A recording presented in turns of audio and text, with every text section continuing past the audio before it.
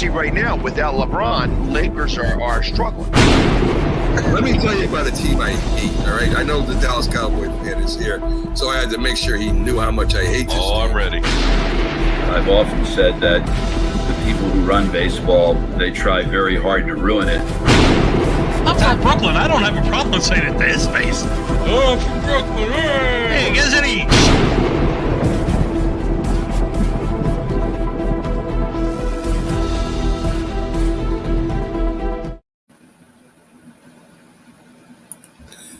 This is a presentation of Northeast Streaming Sports.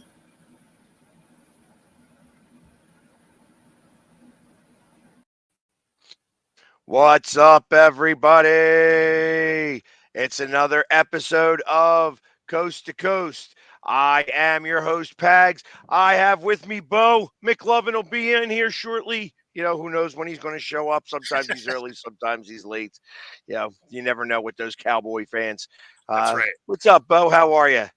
Doing good, man. How about you? Doing wonderful. So, Bo, I'm going to start off. We talked about this for a half a second offline. It's Super Bowl time. Everybody wants a piece of us, wants a piece of the pie. They all want to be able to talk to us and do that. How many shows are you doing right now? Like today or just like this week? What do you mean? This week, all the different shows. I mean, obviously this is one, but yeah. So I'll probably be on, obviously counting this show as just one all week, right? I'll probably be on, I think it's 15 shows this week. 15 shows. 15 shows, and then if you did it in like hours, I'll probably be in front of the camera for, I don't know, 20 something hours this week. 20 something hours. That's a lot of time in front of a camera. And you're not that pretty. I agree. On the plus side, I'm looking at the camera, not at me. Otherwise, I don't know if I could do this job. Yeah, exactly correct. I understand. Me, I don't have as many shows like that. All told, I'll probably be on somewhere around 8 to 10 shows completely. But that's okay with me. I'm all right with only being on 8 shows. You know what I mean? I don't need to have a whole bunch of shows. And Wen says that you're right there. So Wen, you're all right. I don't like this Pags guy anymore anyway. It's sometimes I have big hair, sometimes the small hair, it is what it is. But obviously, as the clock is ticking, it's getting closer and closer to Super Bowl Sunday. And there's a lot of things going on, but today also is the NBA trade deadline. So I'm going to start with that because as of right this second, the Sixers have made a trade. And there's been a couple of trades that have occurred. So we're going to get you up to the moment stuff that's been going on. Let's go with let's go with all the trades that started yesterday. There was tons of them. So, and I'll end with the Sixers. The Jazz send Fontecchio to Detroit for Kevin Knox, Gabriel Procida, at least his draft rights, and a 2024 second round pick. So there you go. That was the first one that came out. And then the Celtics got Xavier Tillman, and they give up Lamar Stevens and a second round pick in 2027 and a second round pick in 2030. All right. So, I mean, those second round picks, 100 years from now work out great. Right. An ex-Sixer gets traded again. The Pistons receive Shake Milton, who was a Sixer last year, and they traded Monte Morris, Troy Brown Jr., and a second round pick in 2030. So lots going on there. We're going to pass with the Sixers ones because I could talk about that for a moment. But the Raptors got Olenek and Agabaji for Kira Lewis from the Jazz. and a first-round pick in 2024, and that's the least favorable first-round pick of the 4 first-round picks, except their own. So Oklahoma City, the Clippers, Houston, and Utah. Wow, the Raptors have 5 first-round picks. So Wow. the least one is going to the Jazz. Uh, Gordon Hayward winds up in OKC, and the Hornets receive Trey Mann and Davis Bertans. And the Knicks get Bojan Bogdanovic and Alec Burks, and they traded half of their team, it seems like. Quentin Grimes, Evan Fournier, Malachi Flynn, Ryan Arcadano, and that guy I know is because he was a Villanova Wildcat, and actually was the guy who hit the winning shot to win. Actually, he didn't hit it, but it was played out for him. And 2 second-round picks. They don't say the dates. And then, of course, the Sixers get Buddy Hield, and they traded Marcus Morris and Furkan Korkmaz and a second-round pick in 24 and 2 second-round picks in 2029 and $1.5 million cash. So Buddy Hield is now a 76er, and that is up to the moment trade deadline. It ends at 3:00, so 1 hour after our show today. The trade deadline will be over. So we will see what happens in the meantime. Anything stand out to you a little bit? I know that you could really care less about any of these Yeah, teams, not right? not a huge NBA guy. I mean, none of those moves seem like they're blockbuster moves, though, right? Like you're shuffling guys around. I don't know that it necessarily moves the needle a ton for any of these teams. Uh, maybe Bogdanovic. Maybe, yeah, Maybe with the Knicks. I know that they're injury ridden right now. yeah, As you heard, I left the moment that they started talking about New York teams on yeah. yesterday's show because I just was not really interested in hearing how he loves the Knicks and blah blah blah. The Knicks are the Well, you had Knicks. to get to your show anyway, right? I did. Yeah. So, and it's bad enough I got to listen to Cowboy banter and Giants banter. I don't want to have to listen to Knicks banter as well, because Mac is very he loves his teams. Mac loves his Yep. teams. No, And it was actually funny because really all that came of it was me saying, yeah, it doesn't really matter what they do. It's the Knicks and they're going to fall apart. yes, that is correct. And there you go. Brian Johnson did land with the Commanders. That is a little funny. Good for him. You know what I mean? That's what happens with these coaches. They all wind up landing on their feet, unless you are too big of a guy, and then you don't get That's right. You don't can't get a be job small. like Mike Vrabel. That's right. You Because just can't be a you're big too hero. scary. Boo, boo. So Uh, ridiculous. So ridiculous how that all works out. But again, it's like I said, I'm sure there will be more trades at the NBA trade deadline today. It's just like I don't know. for sure. You're right. None of these really do make the needle move for me a little bit. I feel like that the fact that the Knicks traded off like 4 guys for those 2 guys, they're still the Knicks. Yeah. No, So exactly. I can't imagine anything else is going to happen. Let's going back. There are a couple of free agents that are talking about, or not even free agents. They are talking about re-signing. In the NFL, and Justin Jefferson is looking for an extension. I mean, that would And make sense. Yeah. yeah, I mean he's played pretty well. How much money do you think Justin Jefferson should receive? So thinking that the $30 million a year that Tyreek Hill gets.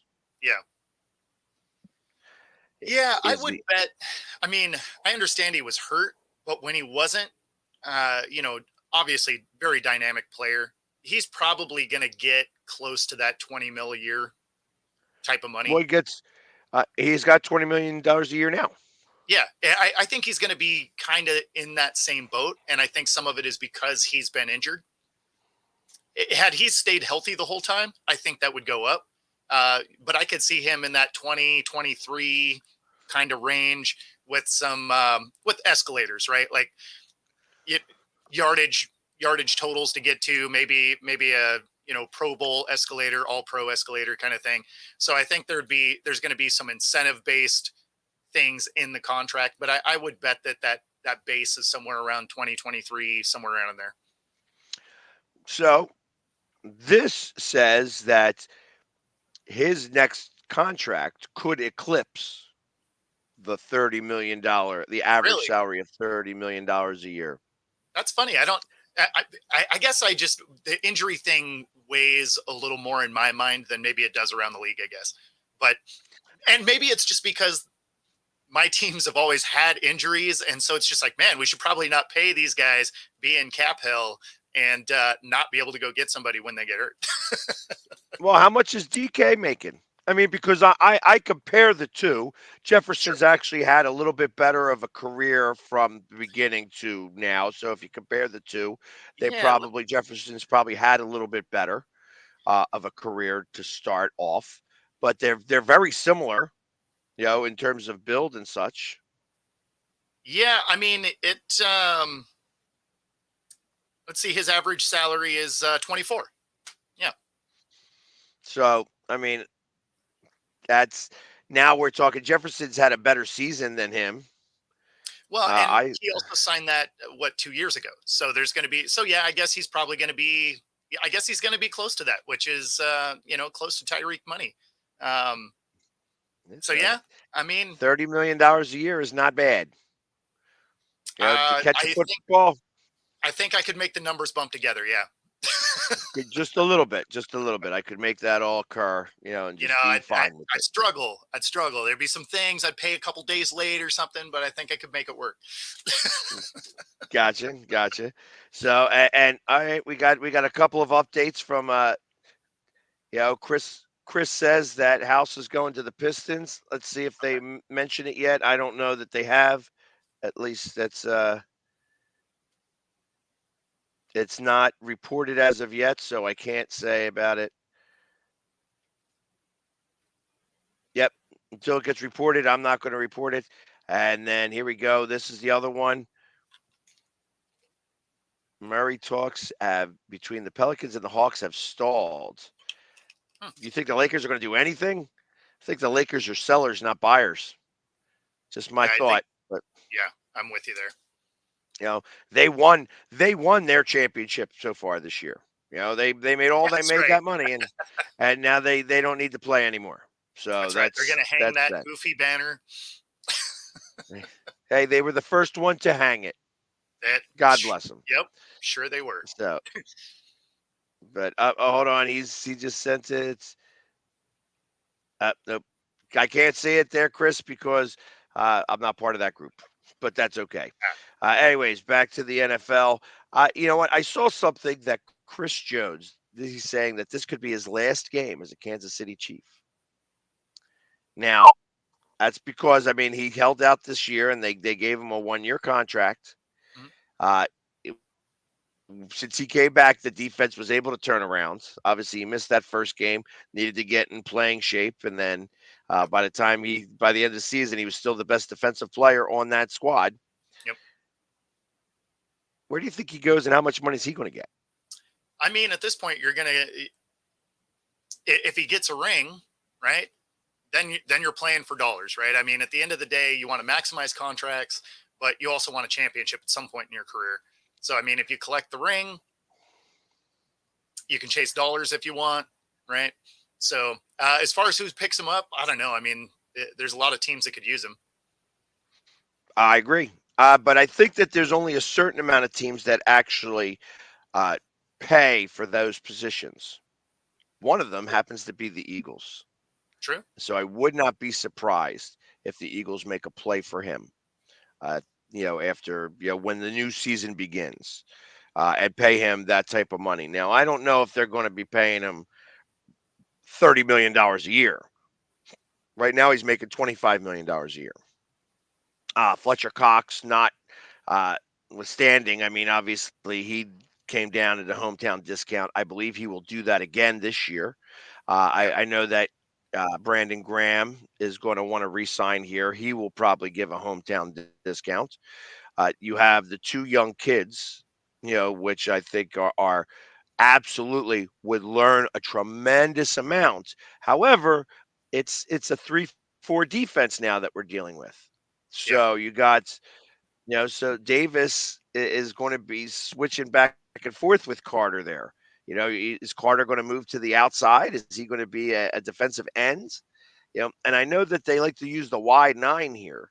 That Fangio is a big fan of the wide nine, and with the wide nine, you have all those different things going on. So, especially with uh, Brandon Graham wanting to come back, and Reddick's still a great player when he's not going out in coverage. That they may be tight in that spot right there, but they may also want, when you have the ability to go get a guy like that, you want to go get him. Well, and you guys have the cap for it. I mean, you could afford it. Well, we've got what's it? We're 25 million over the cap or under the cap. Yeah. So, and you're going to have some guys that are going to filter out. So, I mean, I would imagine that number will grow a little bit during this offseason. So, I mean, and we have a master capologist working with us. So, for sure. Yeah. Well, especially if you like backload a contract and stuff. I mean, like you could make it work. Okay, here we go. And it says that House and a 2024 second round pick to the Pistons. And they're thinking about maybe this is just to make some space. That said, so House is going to the Pistons just to clear up some space so that they could maybe pick up Kyle Lowry when they do the buyout process. At least that's what this report says. We'll see. I know that the Sixers want to try to make something happen here. They're going to do everything they can to get past the second round this year. So we'll see how that all plays out. But as of right now, that's what's going on in the NBA as far as the trade deadline. Seattle still hasn't picked up a team yet, so they're not trading for anybody just yet. We are not trading. Yeah, no, we're trying to the trade Sonics. Do you think that it would come back that it would be called the Sonics again? I do believe it would be. Yeah. That you guys kept the name and said Seattle Supersonics is what we are, and so we get to keep the name. We don't get to keep the records. So that was the thing that was hilarious about it. So if you go back through the record books, the championship that they did win in the 70s says Oklahoma City Thunder on it. So they rewrote the history book for some reason. Yeah. Hey, well, that's what happens. We have, that was part of the Mandela effect. Seattle never had a team. It was always in Oklahoma City. Exactly. Yeah. So Kemp, I don't understand how Kemp even played over there. You know what I mean? He's got all those shops in OKC. Yeah. So. Exactly. Yeah. He's never even been to the Northwest. Exactly. It's just I don't understand. I don't understand how Seattle even thinks that they ever had a basketball team. This is why basketball in Seattle is not ever going to take off, because everybody is like, you guys stole our team and then you stole our championship. So do they still hang that banner in the rafters there? I don't know if you've been to a hockey game, but I know at the Wells Fargo Center, they hang both the Flyers banners and the Sixers banners. If you look up there in the rafters. So I would bet money they do when we get a basketball team back. I would bet that's not in there. I haven't been to a Kraken game yet, but I would bet money that banner is not in there because we don't have a team. But when they do bring basketball back to Seattle, I would bet that they hang that banner, even if it's not in the record books, right? Because we remember we had a team. Right, exactly. It's like even though everybody else's memory might be a little different, OKC said they won that championship. It really was in Seattle. Yeah, so, I mean, if we never had a team, I'm not really sure what I did for a couple hours in that stadium. every time I went. Like Yeah, I don't. I guess I don't know what I was watching. I was just sitting there because exactly, exactly. Nelson Mandela. It's all Nelson Mandela. Oh no, I'm sorry. It's all the Philly sports guy's fault. yeah, that's right. That's Yeah, you just yeah. ruined He sports across the globe. That's really what happened. exactly. That's the reason why Seattle never won a championship Yeah, because that's the right. Philly sports guy, was the reason why the dark plague happened, and it's oh my lord, all of it goes back to one event. Yep. Yep. Well, I mean, the Dark Ages make sense now. The burning books, and yeah, okay. Exactly. But so and when did they say that you guys are looking to get a team? Because I know that they're So going to put a team in Vegas too. So yeah, realistically, it'll be when the TV contract comes up, right? Because that'll be part of your negotiating ability. Is hey, we're adding a couple of teams. You're going to have all these more games and all of that, right? So it. I believe that is slated for the end of 25. I think is when that TV contract comes up. I could be remembering that wrong. So if somebody's watching and wants to look that up, awesome. But I believe 25 is the end of that contract. okay, So if so you were doing an expansion, maybe it'd we'll be for the 26 season. 2025-26 season. Got it. Okay. So we'll have to find that out. I'm sure Chris is already on it doing his research. He likes to do all that stuff for me behind the scenes, and I really do appreciate all that such. Uh, Absolutely. in the meantime, like I said, we talked about a bunch of different things yesterday, and obviously, having Hollis Thomas on here, we got to get a good idea of uh, just what it takes to be a Philadelphia Eagles fan in comparison to beating up Cowboys fans because he did that pretty well yesterday. Uh, Jay was not really able to have much of a leg to stand on. He was just trying to yell louder, and it's hard to get louder than a tank. Yeah, that's But right. He but was it trying was it though. was kind of yeah, it was kind of interesting to hear some of his take on things and how Vic, what he thought about how the Eagles were going to progress here. One of the things I didn't get a chance to ask him as we ran out of time because he feels a very specific way about Pete Carroll. Uh, Okay. Before Tank retired, that was his last spot that he went to was Seattle. He went up there, and one of his a veteran friend of his said, "Listen, Pete Carroll does not care that you're a veteran. You know what I mean? They're gonna beat you up. You know what I Yep. mean? And they want to see if you can handle it or not." And he went up there and he said he did that workout. He goes, "Okay, we're just starting now. Let's go. Let's go out in the field." He's like, "What?" Yeah, I'm like, you're going to beat me up. I'm just coming in here. You know what? Send me back home, first class, and I'm going to eat these sandwiches over here. And that's kind of how it ended, and that's how he ended his career. Instead of getting beat up by Pete Carroll. So he's got a very specific thought process about the way Pete Carroll does things, Yep.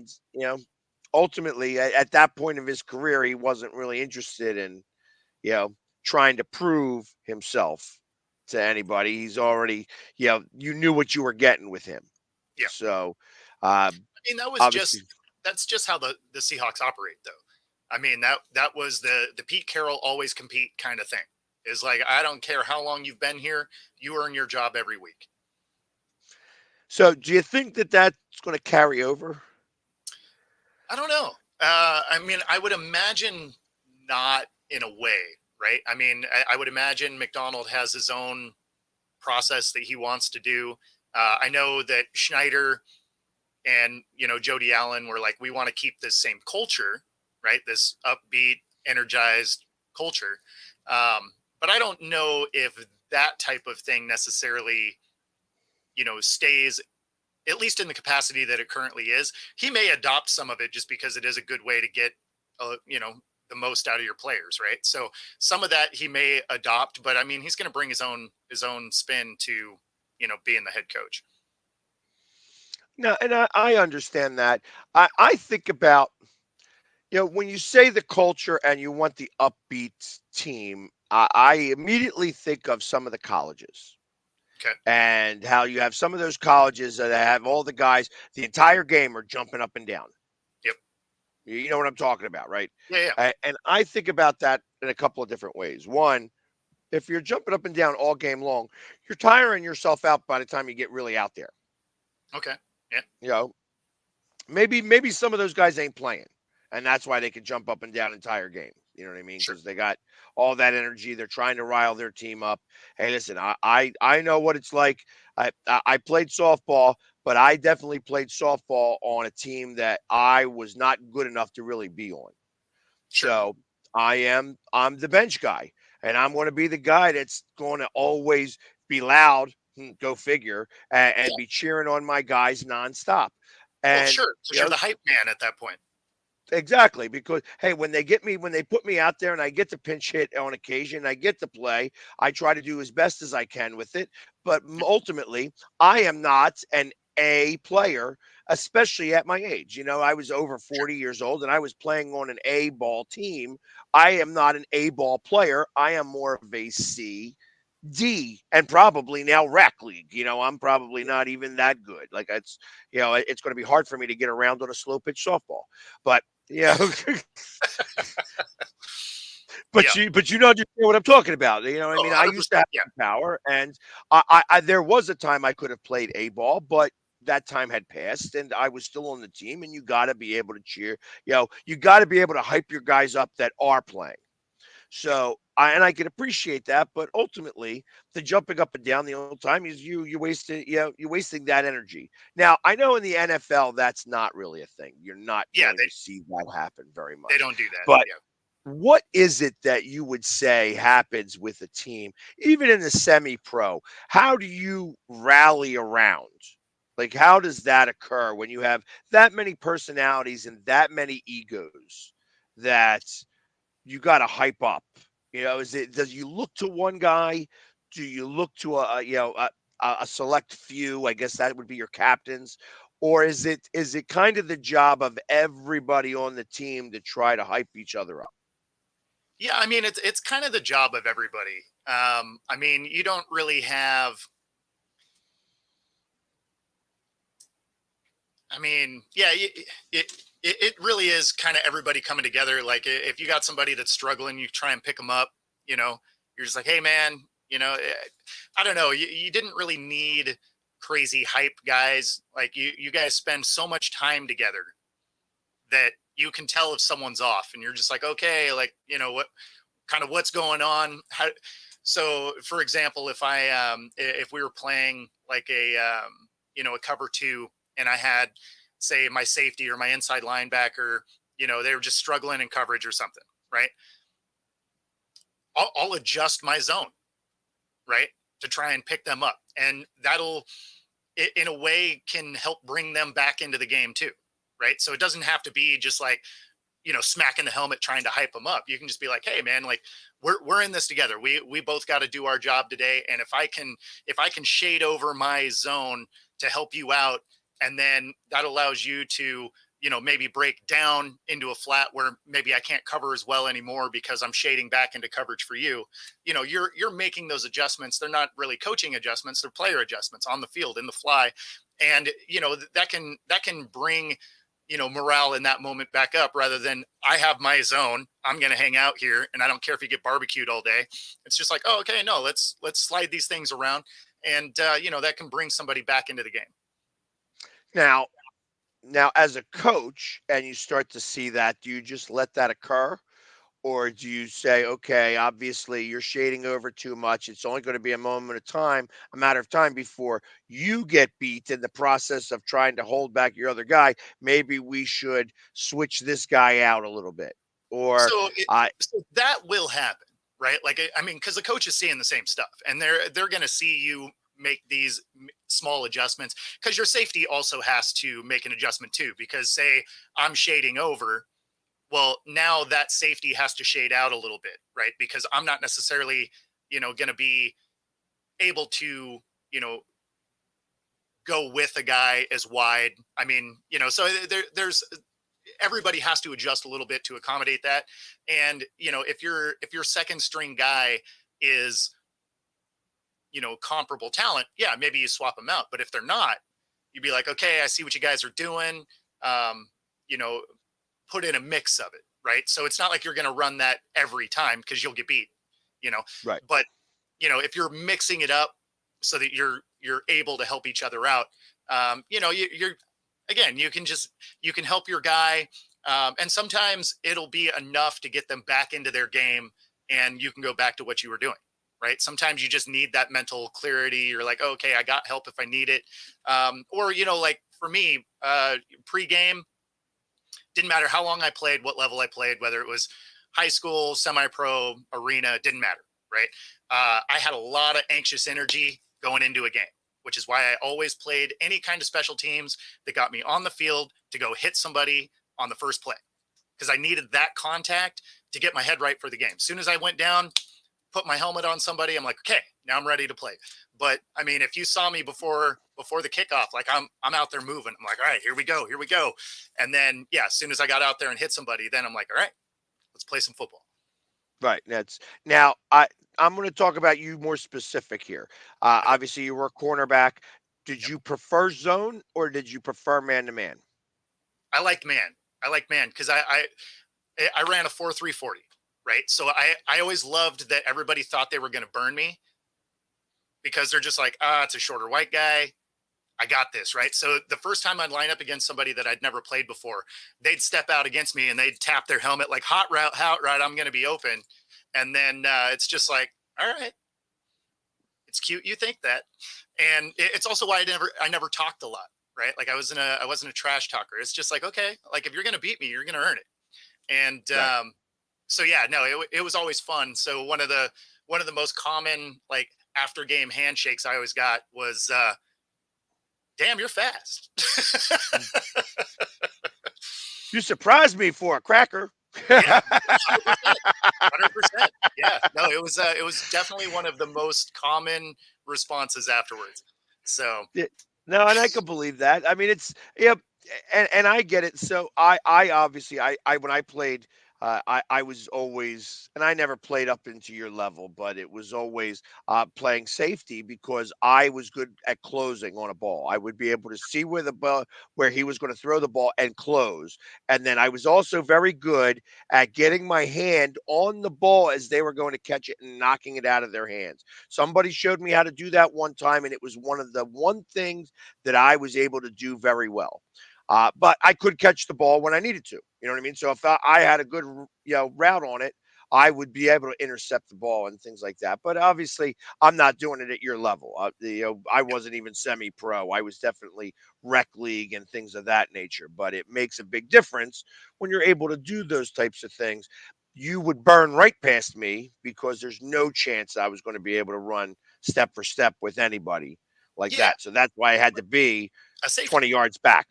You know what I Absolutely. mean? So, because a Yeah, lot of the times, I mean, safety is all about angles, right? I mean, it's about reading the play and the angle to get there. right, As a corner, you got to be there, step for step. I actually kind of struggled at safety, because sometimes I'd play free safety, and I struggled there because I was so used to being a corner that it was really hard not to break on a play.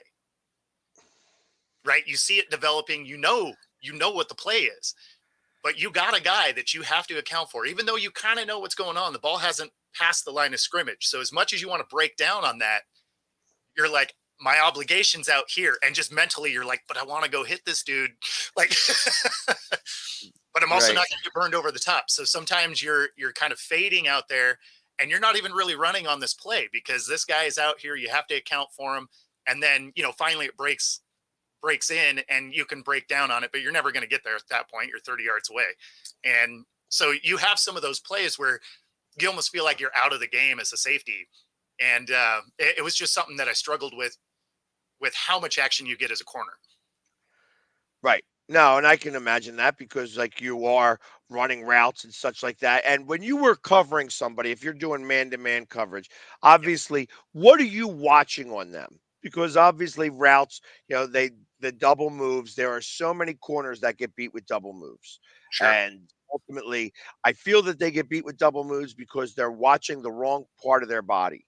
You know, they're watching either somebody's eyes or somebody's feet, not really the body language.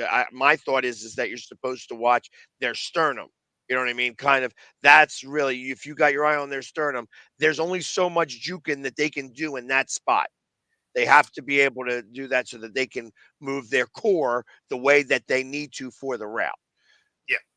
Is that a true statement, or am I way off with that? Or No, I mean, you're not wrong, right? You're gonna go where your hips and your head go, right? Like you can only fake so much before that momentum carries you whatever direction.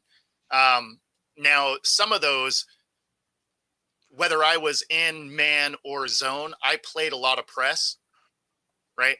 Because I knew most people weren't going to run by me, right? So I'd come up and I'd jam you. That disrupts a lot of double moves because a lot of times it'll mess timing up as far as you being able to get open by the time the quarterback is getting pressure. So, but when it came to a double move, it really depended on who it was. Like your odds of getting beat on a double move for a guy you've never seen before is much higher than a guy that you've seen some tape on, right? Like if you've played against him or you see some tape, you start looking at things that they do as tendencies because everybody has their own thing.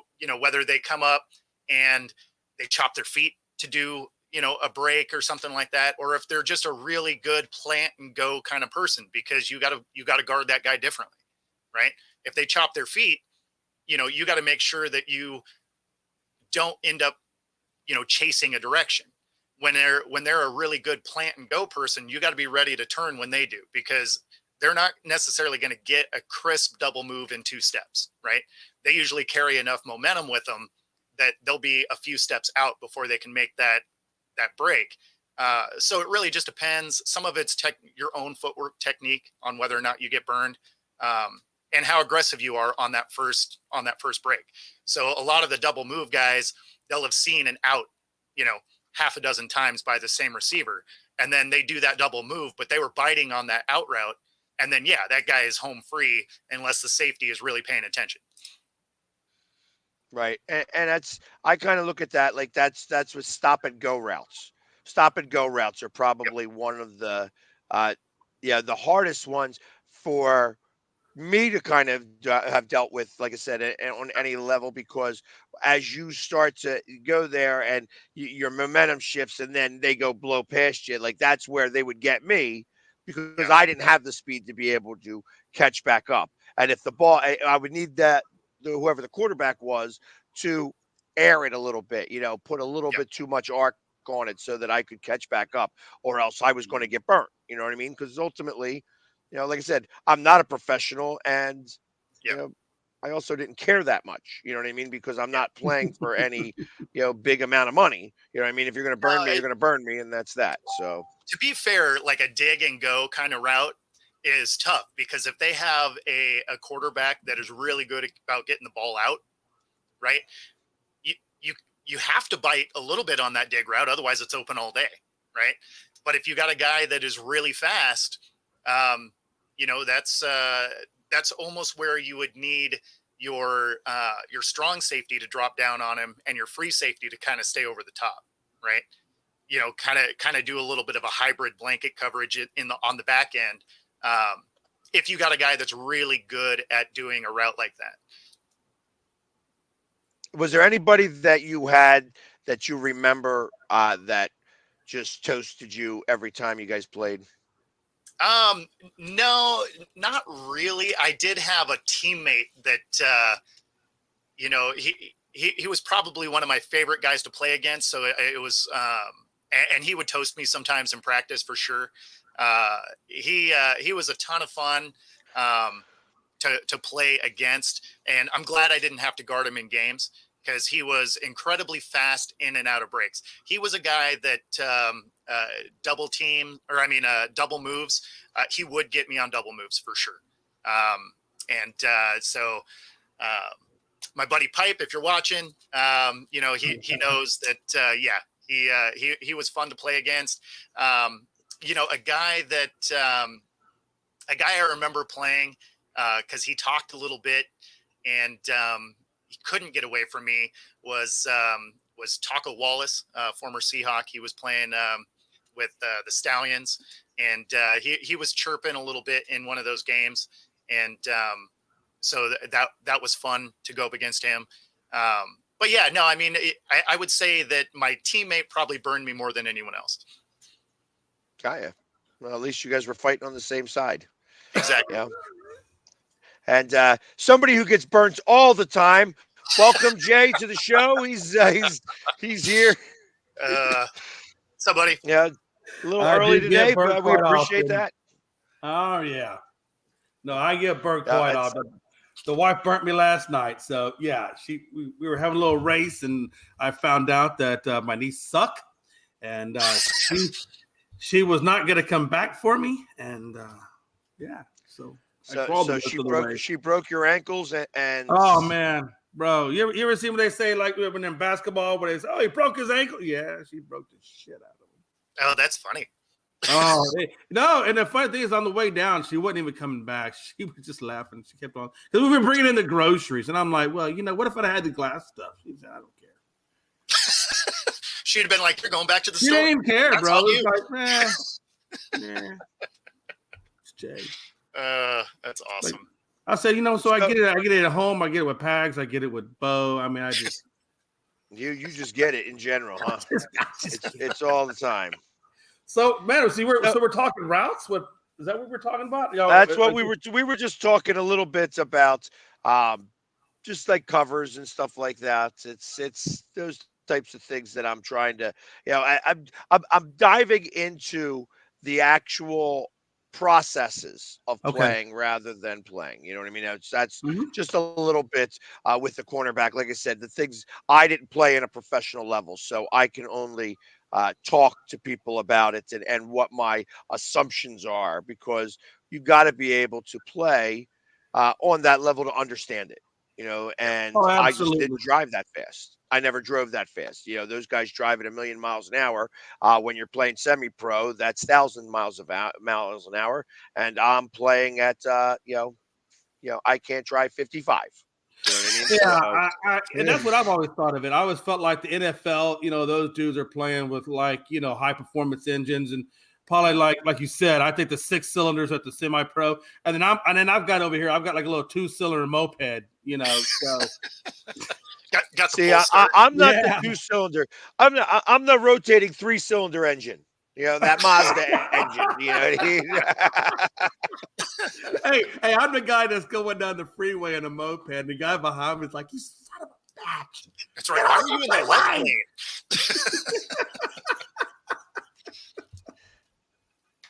So, real quick, I mean, obviously, today is the day of the NBA trade deadline. Are you always wearing a Houston Rockets hat? I assume you're a Rockets fan. Yeah. Like I said, the only Dallas team I go for is I know it's crazy. The only Dallas team I go for is the Cowboys. Everything else, I am Houston. Everything else. That's not why he wears that hat. This is a walking HR violation. That's what that is. It's just so that HR knows where he is. I try to remind Pags, hey, we're HR today, so calm down. And the red means stop. See, HR and red go together. It means stop. Yeah, it means you're supposed to stop everything. Hey, it's something that Vince McMahon never had. That is absolutely true. It's as we'll talk about that afterwards as we get closer to WrestleMania on whether he's going to be able to come back for that. Obviously, the Rockets made a trade at the beginning of the month on the 1st to get Steven Adams. Do you think they'll do anything else? No, I don't. I really don't. I think they're going to ride with what they have. I got to be honest with you guys. I didn't like the Steve Adams trade. I did not like that at all because they're not going to get him until next year. And I don't know if you watched him a whole lot with Memphis and what he did out there. I'm sure you guys did, but he wasn't really all that effective. It's almost like he's kind of like the game has passed him by a little bit. He's a little slower, a little more anyway. He's that old school, and he's older. Is this Aquaman? Is Steven Adams Aquaman? No, that's Momoa, but yeah, you're not too far off. You know who I'm talking about, though. No, he looks like Momoa, right? He looks like Momoa. Yeah. Yeah, every time I see him, I think that's Aquaman. So Yeah, that's who we're talking about. It's yeah, Aquaman that you yeah. guys traded for, and you guys Yeah. got rid of Victor Oladipo. I'm okay with the Oladipo. We were going to use him anyway. I think Oladipo was just more for cap relief, things like that. But so I'm okay with them letting go of Oladipo. The problem I have with they gave up 3 second-round picks, and I thought that was way too much to give up for a guy who is that old and injured, and basically the game has kind of passed him up. And then why do we have this guy, and I can't say his last name, but you seen him on the commercials. He's got the big ears, play with Dallas, a 7-footer, Mashaveric or whatever his name is. Oh, yeah. Why the hell do we still have him on the roster? Well, Seriously. because you need to have 12 guys on your roster or 15 guys on your roster anyways. I'm pretty sure there's like 12 other guys that are sitting around the local water hole that are better than this guy. And I know exactly who you're talking about because the guy is really tall.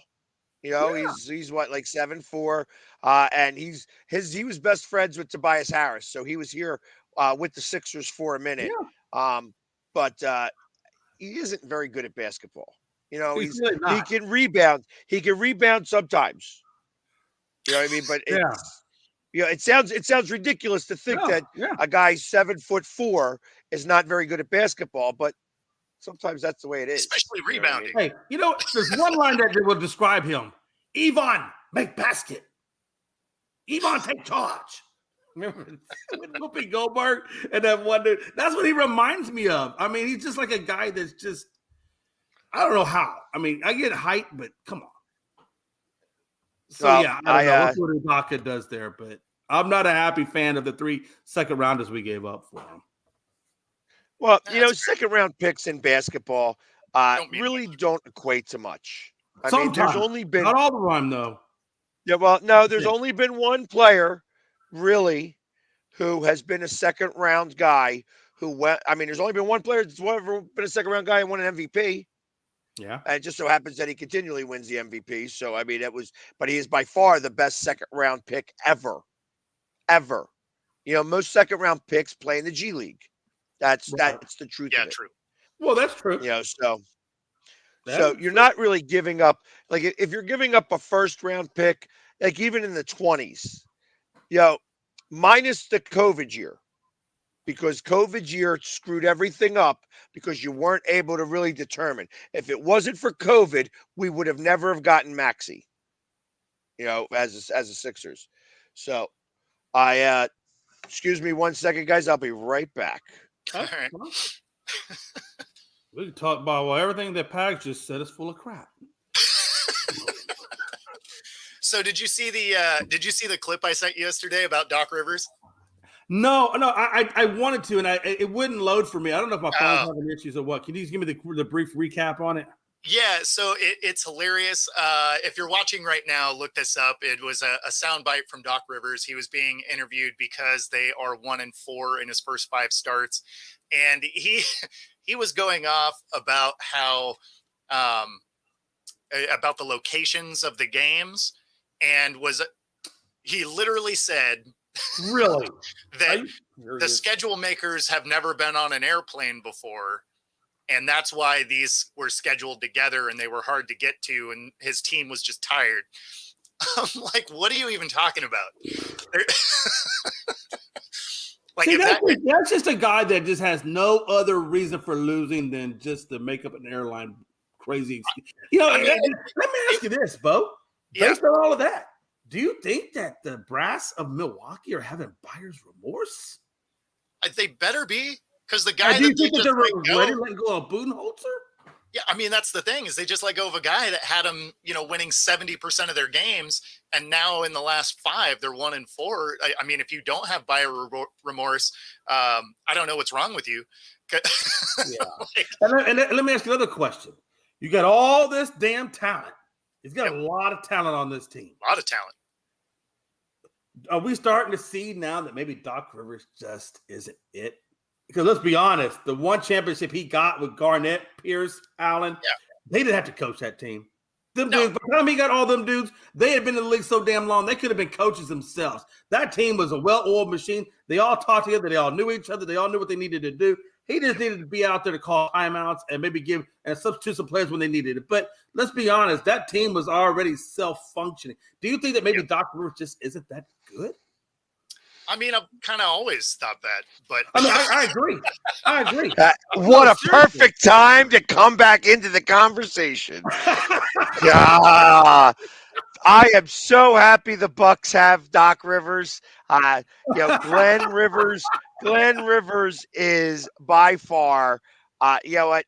He won one championship in spite of his players. Right. He stinks as a coach. He stinks as a coach.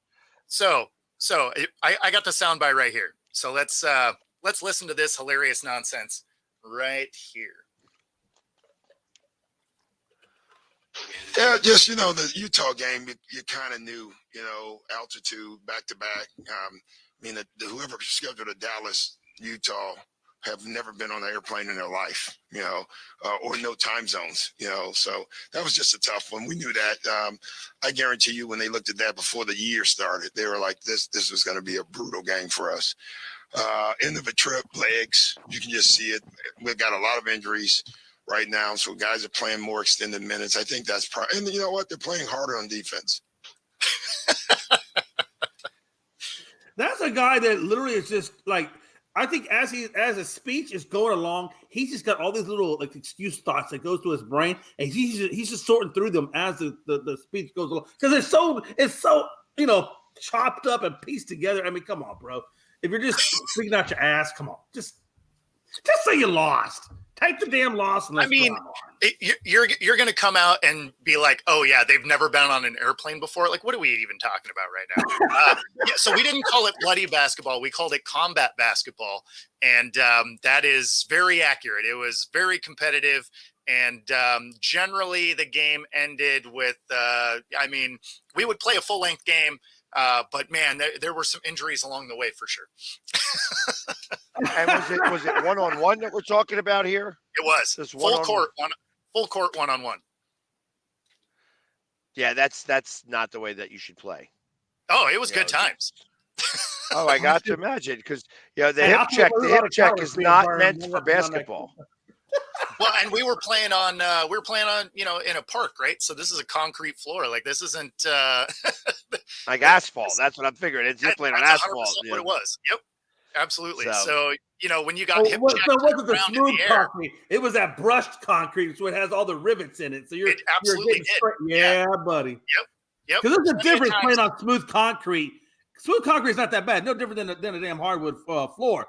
But brushed concrete. Oh. Yeah, no, this was blacktop. The grainy blacktop tar stuff where they put the tar in there to fill up the cracks and all. I know exactly what you're talking about. I've played on that plenty of times. My basketball prowess comes to I can cover anybody.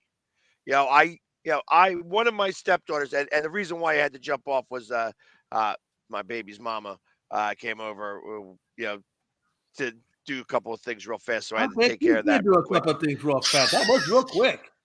Yeah, listen. There's a reason why I called her baby's mama and not, my woman. You know what I mean? So, hey, she was a Dallas Cowboys fan too. Said, you never know what you're gonna find out on this show. This show is revealing. It's almost like Oprah Winfrey meets any show off of sports networks and just merge the two together. It's amazing.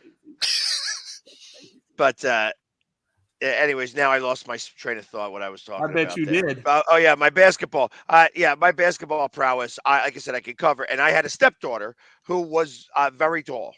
She was. And they wanted her to play basketball, and she just didn't want to play. I'm like, listen, you are tall. Here's two. And you're a female, so all you have to do is just stick your hands up in the air, get in front of somebody, stick your hands up, and you are going to be great at playing. You don't need to do anything else. Get the ball, give it to somebody else, and put your hands up in the air, and you would play great. So she played volleyball instead. She did play volleyball. Yeah. She did play volleyball. Hey, let me ask you guys this: have y'all ever played two sports at the same time, like simultaneously? Let me give you a hint. I knew when I played basketball, it's only 5'9", a little stocky, wasn't as fast. So rather than sit there and try to chase all these quick ones, I just trip them on defense. I trip them, and then they hit and then they came up and they were pissed off. So we go straight from basketball into boxing, and yeah.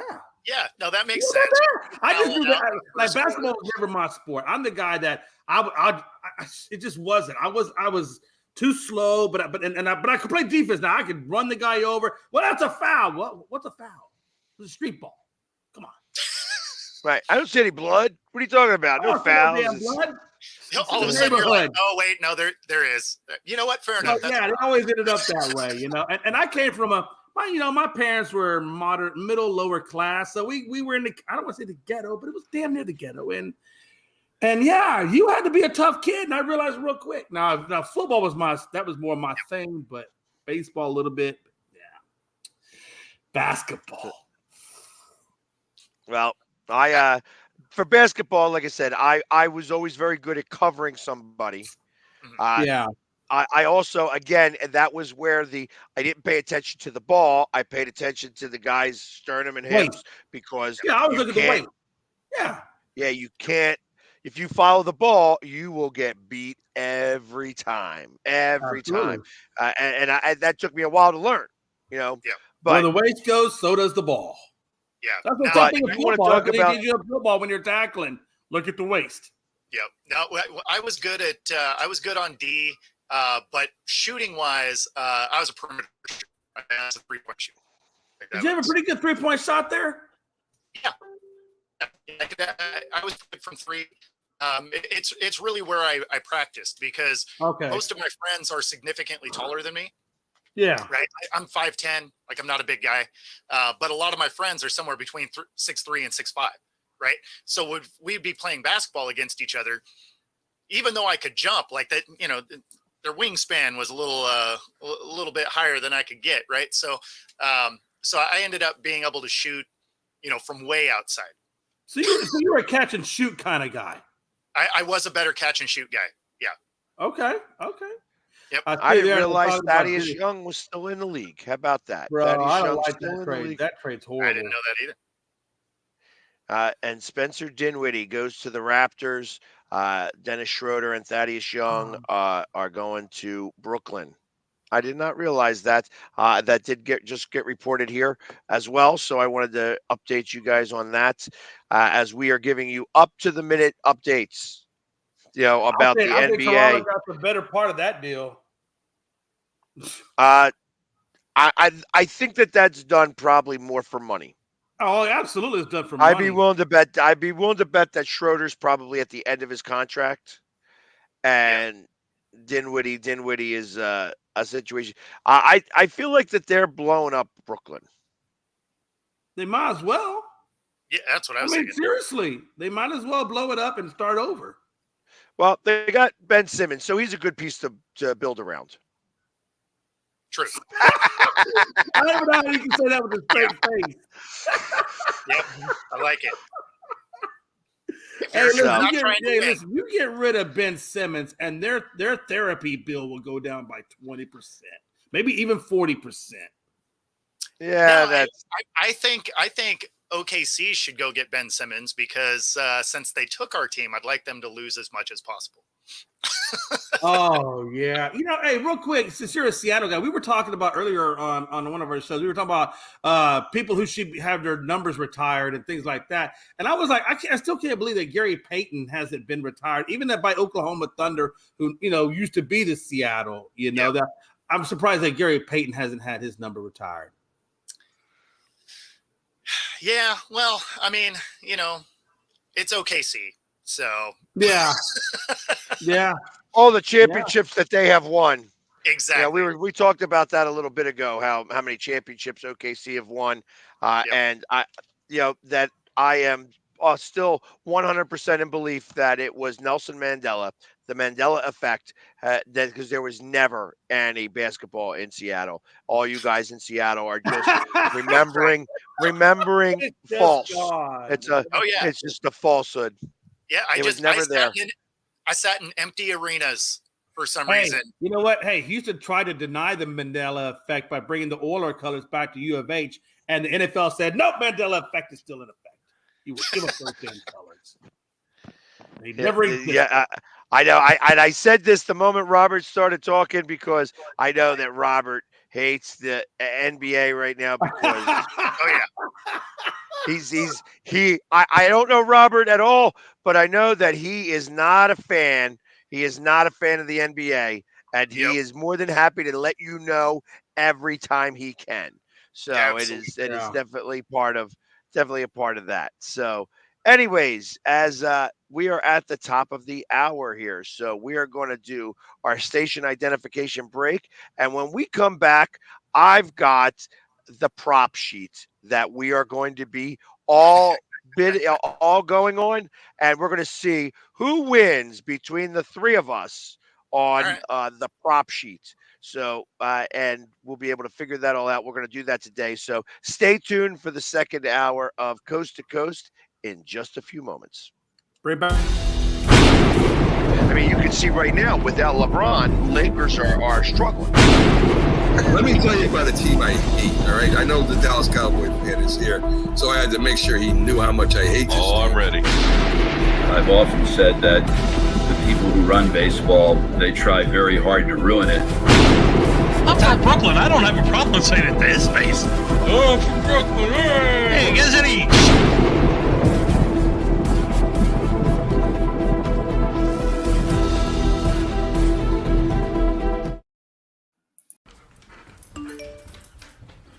Trisha's having a sleepover tonight. Can I go? I wonder about Lucy's friends. What should I say? I know you're only 10, but one of these days a friend will offer you a drink. And alcohol at your age can lead to so many things. None of them good. So can I go to the sleepover? Lucy, I want you to promise me I something. finished my homework. Bigger promise. If there's any drinking, I want you to say, "No thanks, not my thing." Mom. I promise you. Your real friends won't care. Deal? Sure. Really? I promise, Mom. They really do hear you. Did you pack your toothbrush? For tips on how to start the talk, visit underagedrinking.samhsa.gov, a public service message from the Substance Abuse and Mental Health Services Administration. Supporting the needs of our veterans. That's the goal of all of us at Team AmVets. Like Mitch, Carlos, and Kevin from our Welcome Home team that brings furniture to our vets. We are Team AmVets. Or Linda from our thrift stores who brings you great bargains every day. I am Team AmVets. And John, who picks up your thrift store donations that support California veterans programs. I am Team AmVets. Visit our website or Team AmVets thrift store to donate or shop today. Join the team!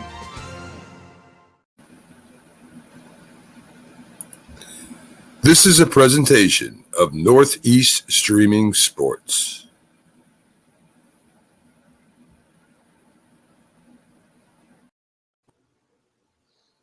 And we are back with the second hour of Coast to Coast. And as I said before we went to the break, I've got the prop sheet that we are going to be betting on between the three of us. The three of us, I feel like out of all of us, I'm probably the best one suited for this, but we are going to find out here. Yes, the Sixers still do have some time, and we're going to keep up. We're going to keep up with this. Hield, I think, was a good pickup for us as well. Yeah, I agree that he's been on our list for a couple of years, but better late than never, especially right now when we ain't got nobody that we're that can really play basketball right now because we seem to keep losing. I love it, dude. You guys are like right. Dallas of the NBA, man. I freaking love it. Beautiful thing. All right. So here we go. We have the prop sheet. Make sure you guys can play along at home as well, but I'm not going to keep track of your stuff so you guys could all lie and say that you guys got them all right. We're going to know better. Anyways, and this is how this will work. The rules. We're going to answer every question. Every correct answer is worth 1 point.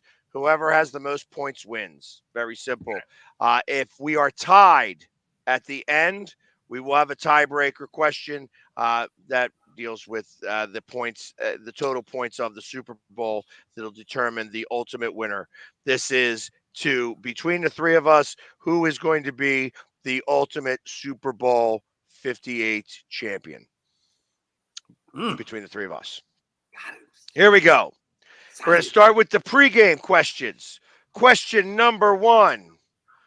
Will the length of the national anthem be over or under 99 and a half seconds?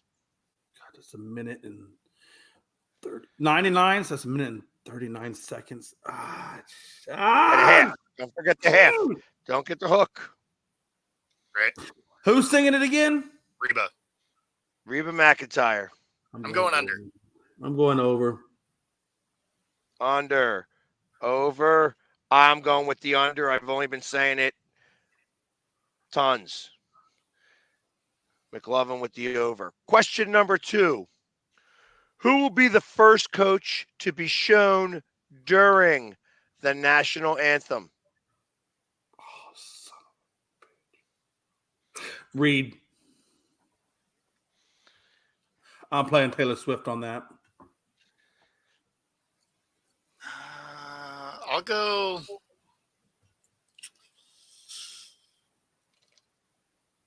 Let's see. KC's the home team. Is that right? It is. KC is the home team.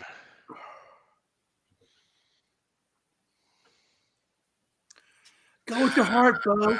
Go with your heart. Go with your heart. I'm going to go with Kyle. I'm going to go with Kyle. Of course you are. And I'm going to go with Reed as well. Okay. Shanahan. So, question number 3. The primary color of Reba McEntire's boots during the national anthem, they're going to be black or any other color? Damn, that's hard. I'm going to say any other color. I'm going to play the spread there and go any other color. I feel like Reba is a little bit more colorful than that. Sure. I'll go the other way. I'll go black. Of course you will. Why not? I'm starting to get a pattern here, Bo. Just whatever you're not picking? What? Yeah, I'm going to go with the any other color too. I actually think they're going to be red. Okay. She's a redhead, so that's where I'm going. I think Reba's going to want out. I think she's going to be a little bit flashy. It's her moment in the sun, and black would just be too mundane. I don't think she's going to do that. So, I think if she's got the question should be: are her boots going to go over her knee or not? Oh, that's a better question. That's a tougher question. For Reba, I'd go no. I go yes. I think that they would go yes, just too, above right? the knee. Just above the knee. Yeah. I got you. Totally get that. Just my thought, but that's not a question. We don't get this question, so that's not part of our. That should be a tiebreaker. What will be the result of the coin toss? I'm going heads. Sure, tails. Like I didn't see that coming. Maybe I was going to say tails, just so you would say. See, it's all good. See, and I got tails too. I'm going tails. Never fails there as well. Now we're going to firsts. Will the opening kickoff be a touchback? Yes, I do believe that. Yeah, I do too.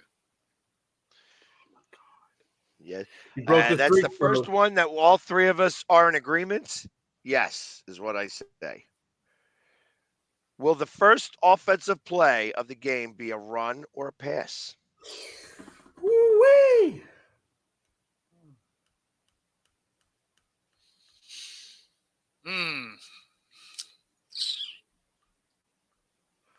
I'll go run here. I'll go run.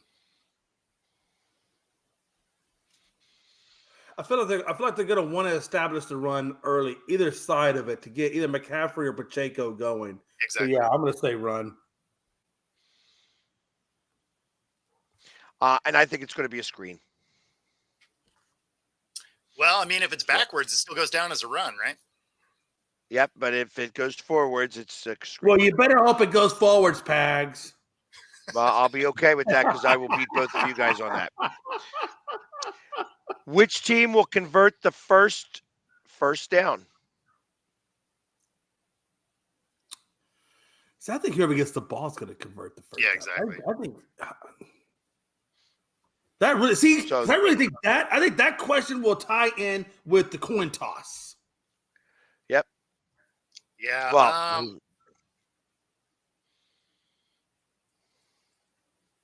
you said they're the home team. I'll go KC. And so I think the home team is the one that gets to call the coin toss, correct? The away team. The one that gets to say.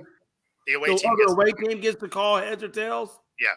So if the away team and is typically, but that doesn't matter because whoever wins the toss typically doesn't get the ball first. Yeah, they usually no, defer. but you have to know who that is because they're going to defer. So that's the way it goes back. So if San Francisco calls it and it lands on heads, either way, San Francisco is going to defer to Kansas City. So that way they get the ball second half. So I think Kansas City. So I'm going to go Kansas City. I also am going to go Kansas City because I believe that even if the 49ers get the ball first, they start out very slow initially. And ultimately, I think that they could go 3 and out and that the 49ers, the Chiefs will get the first down. Question number 8, team to punt first. I'm going to go San Francisco. Yep. That's what I got too. That's all 3 of us again, San Francisco. And I agree with that statement for the same reason I just said there. Mm-hmm. You know, that was actually the reason why I was going with it. I totally agree with you. I do think they start off slow. Mm-hmm. Team to record the first sack. San Francisco. I feel like Chase Young and Bosa, somebody in that one's getting that sack. Yeah, I was kind of thinking that too. San Fran. And you got Randall Gregory. One of those 3 defensive ends is getting that thing. Or it could be Fred Warner. I'm telling you, I think it's going to be Kansas City, and I think it may not even happen till the 3rd quarter. Oh, I could see that. Yeah. Okay. So, will the game's first accepted penalty be offensive or defensive?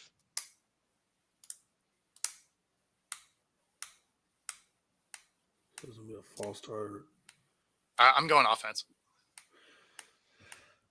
I think, well, shit, though, man. I mean, there's always going to be a pass interference, though. Nah, it's going to be a holding or a false start. Or lining up in the neutral zone. Well, no, I think they've already sent him out of the country, so. Oh, damn. I'll go offense. Shit, but I don't. I think it's going to be defense. So go defense. I know. But I'm battling in my head right now. I'm trying to play out the scenarios. I am going to go defense. Defense. Yeah, I think it's going to be offensive as well. All right. Will the first touchdown be over or under 9.5 yards? I'm going to go under. So I feel like it's either going to be a run. I'll go over on that. Okay. I'm going under. I think they're going to be, it's going to be a fight to get in the end zone here. I'm going under as well. And I don't think that that's going to happen until at least the 2nd quarter either. Yeah. Yeah, no, I'm with you. Will the first field goal be over or under 35.5 yards? 35.5? 35.5. Does that include extra points or? First field goal. Just, okay. Stay on point. We're not talking extra points here, Bo. Calm down. Hey, it depends on what it is they want to call. That doesn't even make sense. In the world of football, that didn't make sense. Bo, you are no longer allowed that. That was your one. Hey, Bo, that was your one. Look, you know how when you time to play and you lose a timeout? You just lost a timeout. That was your one. Oh, okay. Well, I'll use my other one to mute you. Yeah, like that hasn't happened before. Right. I'm almost damn near immune. I'm gonna go over. I think it's gonna be like a 40 or 50 yarder. Exactly. Again, I think it's going to be under because they're going to get stopped close to the end zone. Okay. So, just my thought. The method of the first offensive touchdown, pass or run.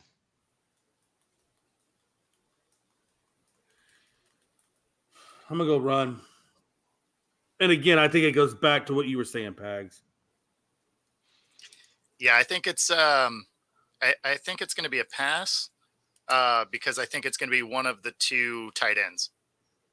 Okay. And that's why I totally get that. I totally get that's that. why I thought it's going to be more than 10 yards.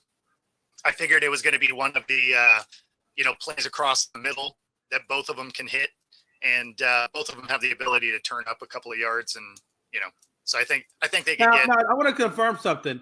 So if Debo gets it on the reverse, that's all considered run, correct? I mean, all that's It doesn't matter who's running the ball. It doesn't matter who's running the ball. If it's going to be a rush, not a pass, not a reception. And that's why I'm going run. I think San Francisco gets it on a run, and I think it's it could be either a Debo or McCaffrey. Yeah, I mean, it's definitely possible. We'll see. I'm going pass as well. I think that it's going to be a completion.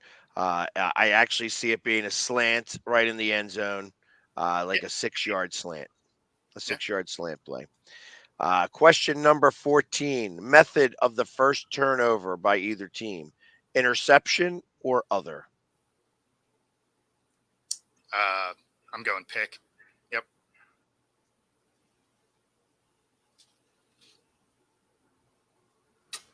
I think Brock Purdy is going to throw a pick. I really do. So I'm going to go pick. Is that the question? Fumble, pick, or? Well, it's the other is like, so if somebody was to knock the ball out and they gets a. Well, yeah, it has to be a fumble or a pick. I mean, no, they can get a touchback. I think that's what they're calling. And I'm not sure if they mean a turnover on downs. I got you. I'm going to go pick. I mean, I think pick. I think either Mahomes or I think interception is going to be the first one before they get a fumble. Yeah, me too. I think it's going to be other. I think somebody's going to fumble. Well, wouldn't that be just fumble then? Wouldn't be other? Yeah, it's either fumble or pick. No, there is no other. It's pick or other.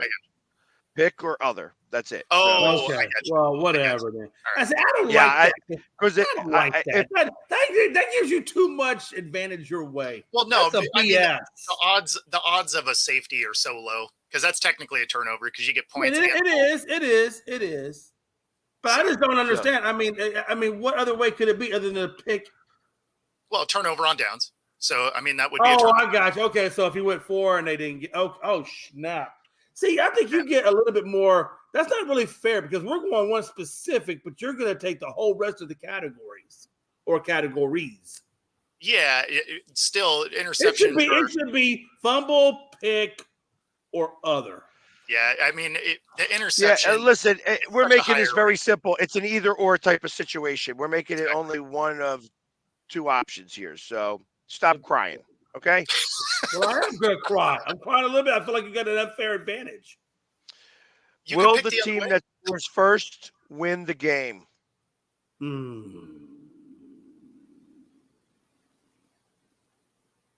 I'm going to say yes. I'm going to say yes, too, because 82% of the time it's what happens. And that doesn't say that here. I just know that. Who will score the first touchdown?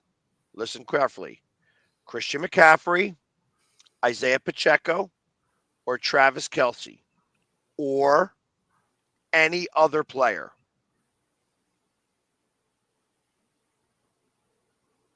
I'll go any other player.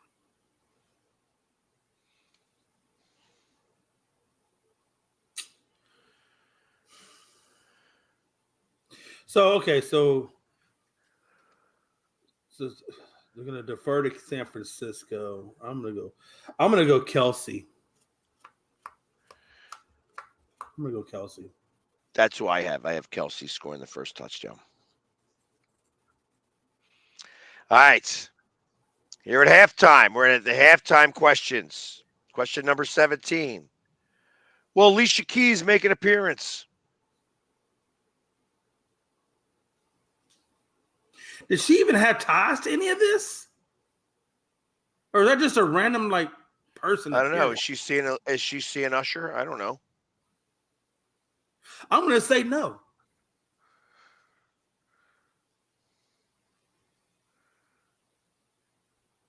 I don't think so. Taylor Swift will. Maybe. No, Taylor Swift will. I promise you, Taylor Swift. See, that should be one. Oh, Pax, can we put a tiebreaker? How many minutes do you think Taylor Swift gets of TV appearance time? Don't you worry about it. There might be a question that asks that. I know. You know how I know? Because great minds think alike. And Mohawks think alike. Even though I'm gonna get my Mohawk put in tomorrow, but because I'm gonna let my hair grow out. But. So Alicia Keys, yes or no? I'll go no. I don't think she does. I don't think she does. I don't even know who Alicia Keys is, so I'm going to go no too. You don't know who Alicia Keys is? Will Justin Bieber make an appearance? Where are you getting people from? So you got a yes on Bieber? Sure. Yeah, I'll go Can yes. I just ask Bo why you think Justin Bieber would make an appearance? Because it's not going to influence my answer, but I'm just curious. Because it's a PR move, right? Because they're going to show every celebrity that can afford to go to the game.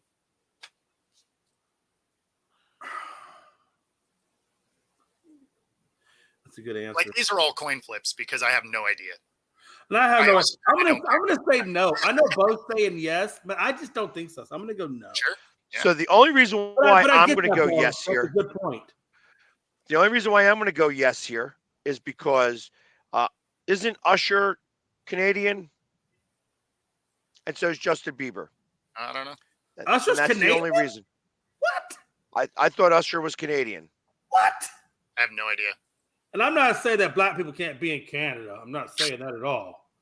I just don't think Usher's Canadian. I thought he was like American. Google it. I don't know. Man. Look All at right, you trying question- to get the show canceled. Question number 19 here. Will Usher wear sunglasses at any point during the performance? Yes.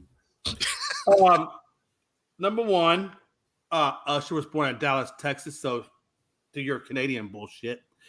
Number two, yes. Canadian. You know what? I'm going to speak for Usher.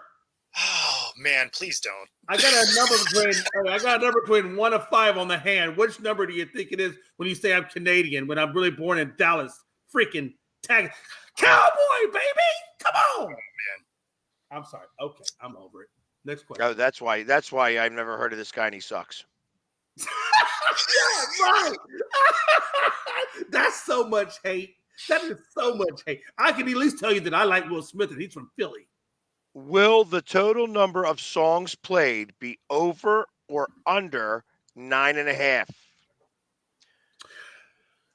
In time. Total number of different songs. They're not going to play the entire songs. That's not how it works at the Super Bowl. They give you. Oh, you're saying that 9 different songs over or under? Not over under 9.5. I'll go with 9.5. Okay.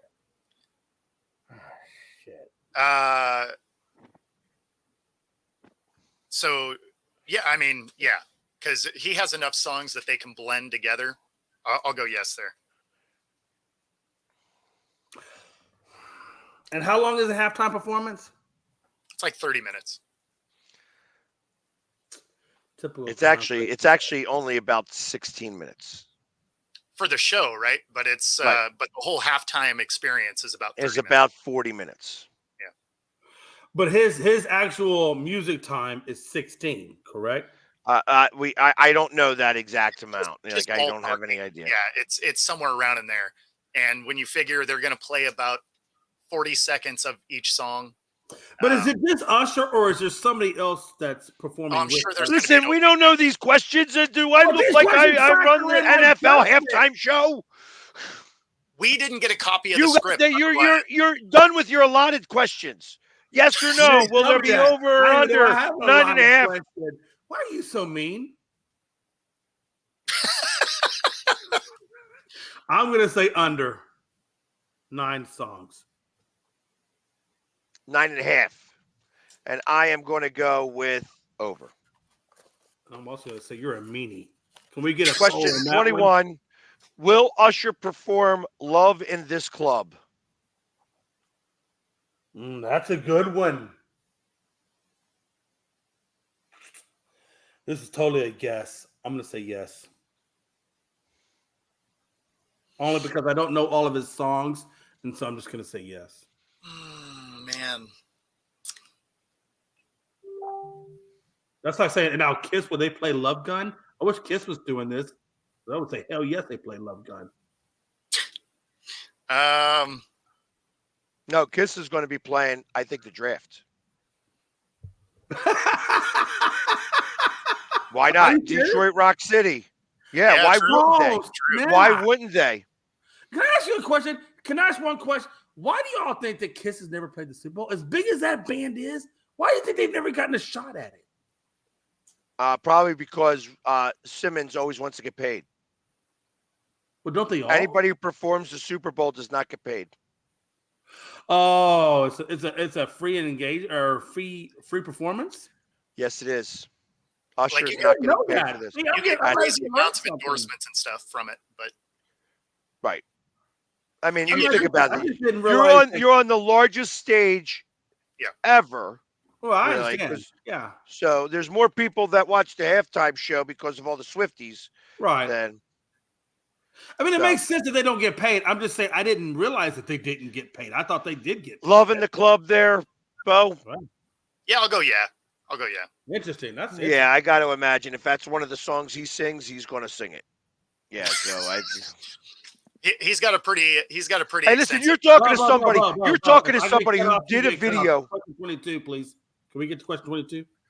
You're talking to somebody who last year at the Super Bowl, I'm there Why at do the you get halftime over the show top? showing. Excuse me, don't make me have to mute you. I'm doing a video talking about, hey, we're up by 10 points, and we got Cardi B in the background singing. It was Rihanna. Oh, funny. Yeah, so I called her Cardi B. Yeah, that was bad Yeah, on my that- part. And that was the reason why we lost. You need because to I was your R&B and R&B and rhythm and rap. You need to go through all of that and read just. Pat, you need to dial back in. You're not dialed in enough. You need to dial back in. So, Moving on. we're getting requests to mute you. We're getting requests to mute you. Mute him. That is fantastic. They're coming out with their pitch. They're coming out with their pitchforks. Question 22. We're part of the in-game props portion now. Will both teams score at least 1 point in every quarter?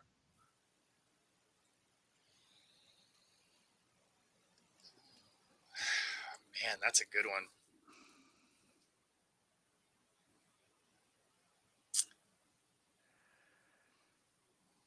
One more time, repeat that question. Will both teams score at least 1 point in every quarter?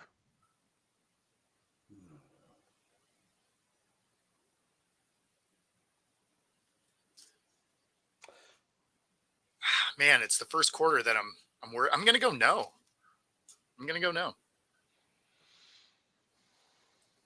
And it is that first quarter, and not so much on the Kansas City side as it is the San Francisco side. Well, especially because they're going to lean into this running game, so they're going to. They are, and I'm thinking, like, and Pags really got me thinking earlier because I remember when San Francisco played Detroit, I don't think they scored in that first quarter. San Francisco. Correct me if I'm wrong. I might be wrong. Damn. Well, and KC was held scoreless the last half of, against Baltimore. So, I mean, it can happen. So I'm going to go no. I don't think they score in every frame. Yeah, I'm going to go no too because I really feel like based on that Detroit game and how Detroit played them and how they responded and came out slow, I'm going to say no as well based on that. All right, I think that was one of the easiest questions that we got asked here. No, is absolutely not going to happen. It's going to be a low scoring game, and I think it's absolutely going to be no. Will there be a missed field goal in the game? No, I don't think so. I'll go yeah. And by Robert Wardell, I have adamantly supported Seattle. But if you want me to mute you, I say F Seattle. Unless you're an Alice in Chains fan. That wasn't even him that said it. You're just mad. No, Robert Wardell said mute me. No, it was West Coast win. No, it was West Coast win. West Coast win. See, this is what happened. This is what happens. The glasses aren't working. Time to upgrade the prescription there. I don't think it's the glasses' fault. I really can't read that well. And all the W's look the same. So no offense. I'm not trying to stereotype W's, but West Coast win. I apologize. Robert Waddell, not being able to read well makes sense. Everybody. The West Coast win. Right. West Coast Question 24. Will any player score 2 touchdowns in the game, not including passing touchdowns? And we're not talking quarterbacks throwing for 2 touchdowns. Wait, you said not including passing? Yeah, you're not including the quarterback that throws for 2 touchdowns. Oh, the quarterback himself. I'm going to say yes because I think Kelsey gets 2. I really think Kelsey's going to have a game. So I'm going to say yes. Yeah, I'll go yes because it could be Kelsey and it could be CMC. I'm going to go with no. Yeah, I think Kelsey does it. Yeah, if it's anybody that scores 2 touchdowns, it's going to be somebody like Rice because they're not covering him or something like that. Yeah, that could be. Yeah. Will any non-quarterback record a passing attempt? I don't know. How many trick plays do you think this? I'm going to say no, man. I don't think they're doing trick plays in this one. I don't. If it did, no. I'm gonna say no for me. Yeah, I'm gonna go no here also. I was trying to think this because Christian McCaffrey. I don't know. I remember last year the ring around the rosy thing. So I'm gonna go ahead and say yes, and it's gonna be CMC that throws the ball. Exactly, because CMC has done it before, but I don't think it's gonna be this game. So I'm still saying no. But I get where you're going with that, Bags. Because that was exactly what I was thinking at first. Will Travis Kelce record 7 or more receptions? Yeah. Okay. Let's see. Yes. Yes.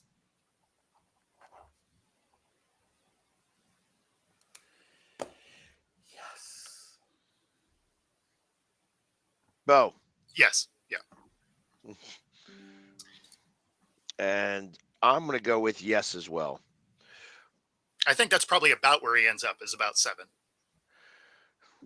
Will any player register 100 or more receiving yards? Yes. I'm going to go no.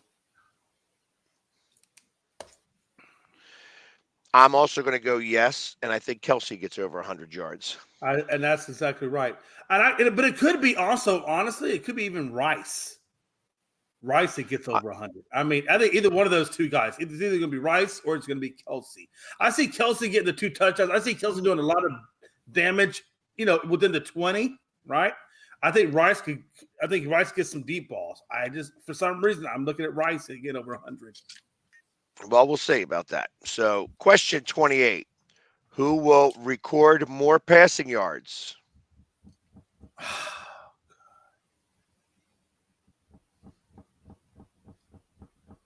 Ayuk, Jennings, Kittle. I mean, Purdy could easily.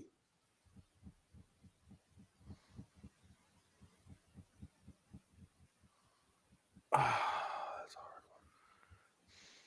Because I feel like if McCaffrey doesn't get going, it's going to be a Purdy show. I'm going to say I'll Purdy. take a flyer on Purdy.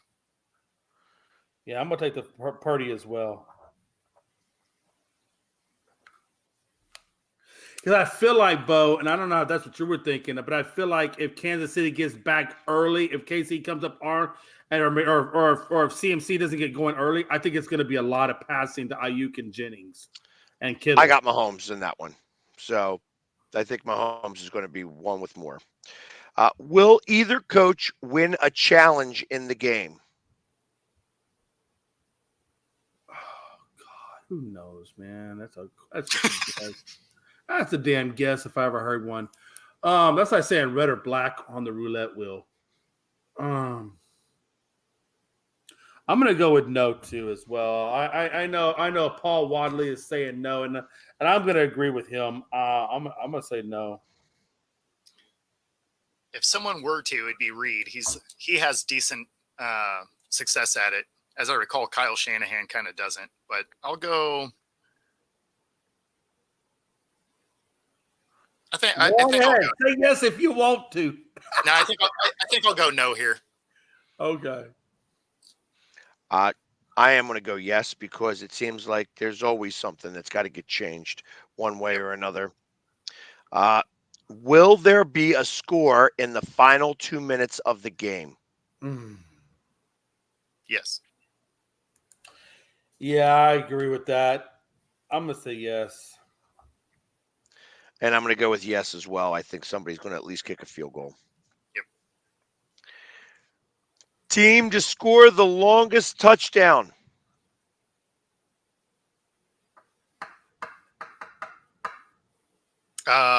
Single throw or drive?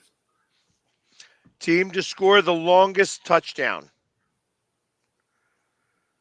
Sam I'm going to say yardage per play. So, God, it's hard.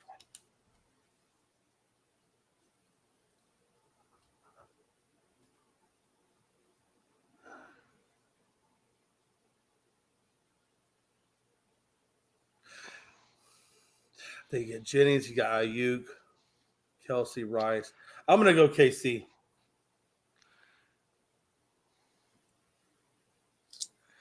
I think San Francisco is going to score the longest touchdown.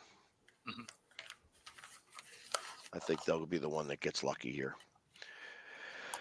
Question 32.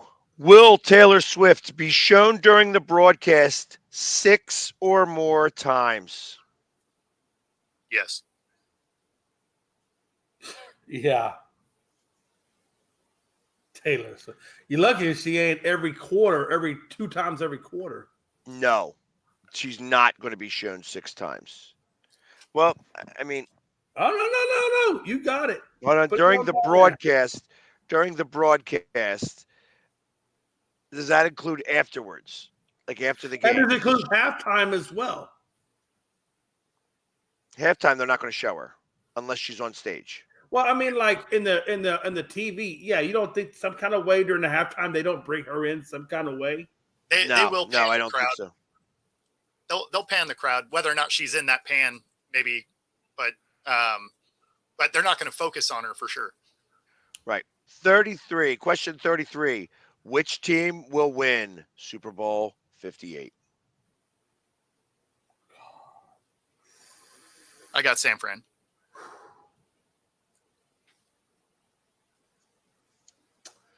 All I hear is Kelsey calling Bo a jabroni. Yes, KC. All right. Question 34. Niners by a field goal. Will the liquid dumped on the winning coach be colored or clear? Colored. God. What was that shit? I'm going to say colored too. I just feel like if it's Gatorade, it's going to be some kind of color. Yeah, I think it's going to be colored as well. They don't put water out there. It's definitely colored. People like flavor. Question 35 and last question. Will a non-quarterback win MVP? No, it's going to be a QB. So you're saying Either no. Mahomes or Purdy. You're saying no. Then that answer is no for Yeah, you. I'm sorry. I apologize. No. Yeah, I'll go no, but I think CMC has a real shot, but I'm still going to go no. CMC only gets shots that get his ass involved enough. If it's like Detroit, where he only gets 38 yards, which I can see that happening. Yeah. I'm going yes. And I Yeah. think Kelsey could be the one that does it. Okay. You know what? And I really hope that I'm wrong on that one. I would like to see Kelsey get it. I mean, as much as I'd like to see. Yeah, it would be cool to see him win the MVP, and then as he's fighting for his right to party, he then gets down on one knee with Taylor and does it on the stage. and does the whole engagement thing. So that'd be badass. So the question is, does she propose to him? No, well, that would be cool. That would be cool. That would be unique. That would definitely be unique. And the tiebreaker is the total points scored in Super Bowl 58. I have it at 43.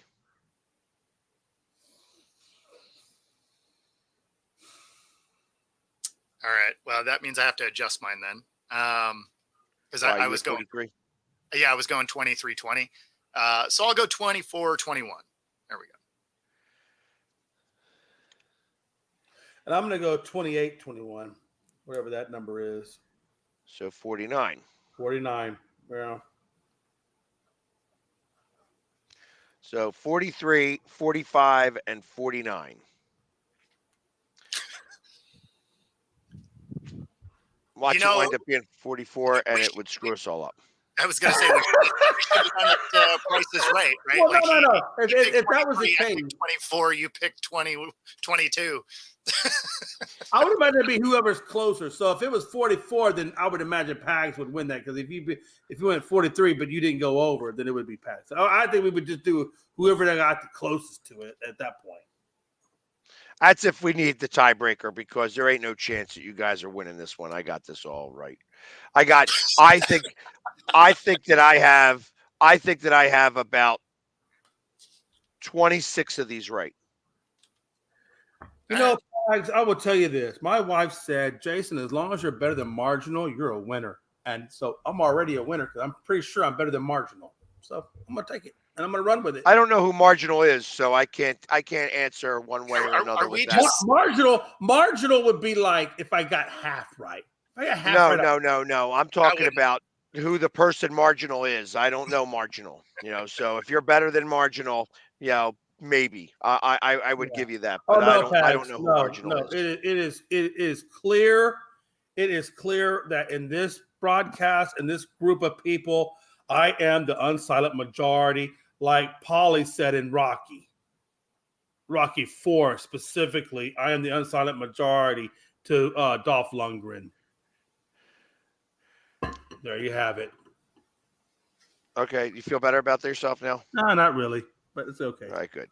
I just like that you put the bar really low, like on the floor. That's exactly correct. Man. You know what they say, Bo? Hey, when you're at the bottom, there's no place to go but up. So I'm going to skyrocket to the top, baby. Skyrocket. All right. So we got done those questions. Let's see if anybody. Hold on. Let's see if there was any more trades that occurred. 2 minutes ago, something happened. Let's see. It was. Oh, look at this. The Bucks receive Patrick Beverly. The Sixers receive Cameron Payne and a second-round pick in 2027. Oh, here's another one.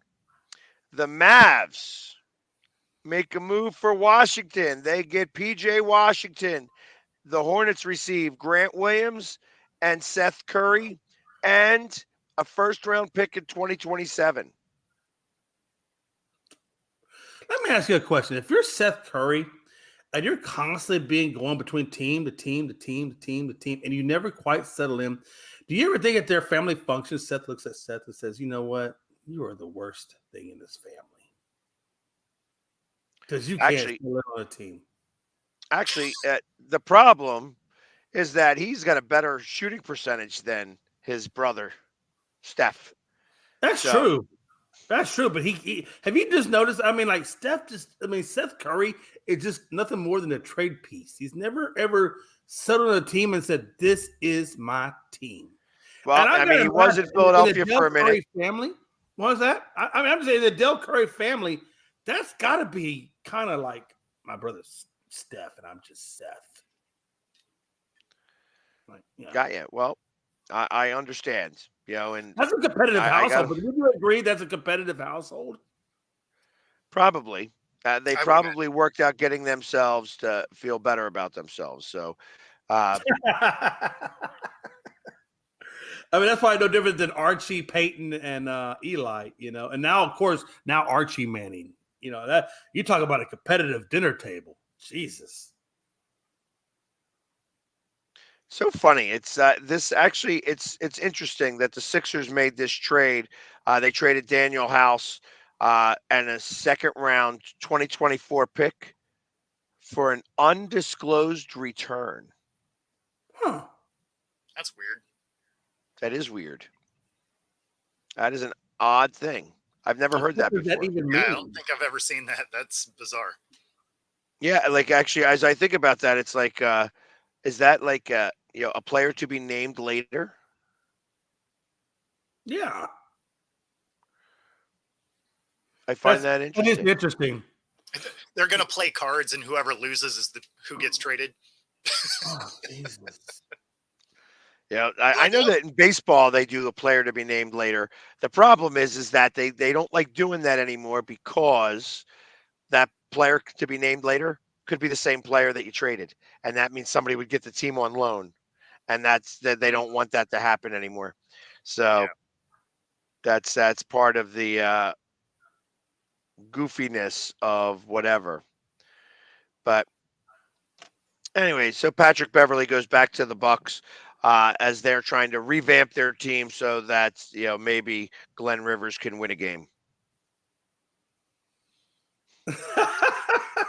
The one thing I don't like much about Patrick Beverly, and remember, he was a Houston Rocket. The only thing about Patrick Beverly that I honestly kind of like is the way that he is able to shit talk. He can get in people's heads. And that's the only part of Patrick Beverly's game that I actually like. And I think for Milwaukee that might play out, kind of like PJ Tucker back in the day, who also, by the way, was another Houston Rocket. PJ Tucker gave them that sense of toughness down low when they won that championship, by the way, with PJ, when they brought PJ in. So maybe Patrick Beverly gives them that little bit of an edge on that side of the stick to give them that. I don't think so, but it could happen. But Milwaukee's always been one of those kind of teams. And PJ Tucker, man, I loved it when he played with Milwaukee and the way because I like to see him get his ring. I mean, he played with Houston forever and didn't get a ring. So. Yeah, here's a big surprise that I'm seeing here as I'm reading some of the news stories that are coming past my right here. 92% of players want grass fields over turf. Big surprise, huh?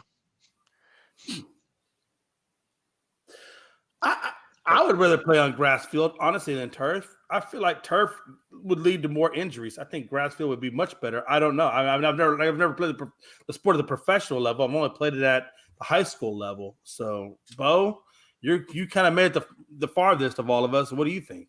Yeah, so I've played on all three surfaces: grass, field turf, and AstroTurf.